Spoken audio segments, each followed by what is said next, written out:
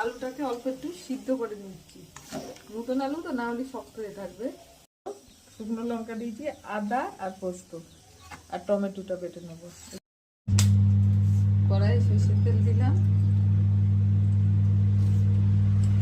দুটো শুকনো লঙ্কা, একটু পাঁচ ফোড়ন,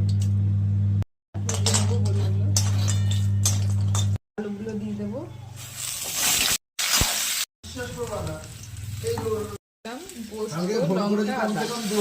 লবণ দিলাম, হলুদ দিলাম, চিনি দিলাম,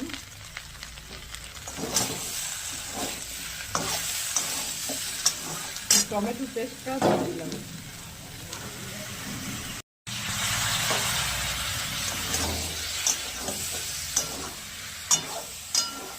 একটু ভালো করে কষিয়ে নেবো। এদিকে গরম জল করে রেখেছি, গরম জলটা দিয়ে দেবো। কষানো হয়ে গেলে গরম জল করে রেখেছিলাম, দিয়ে দিলাম।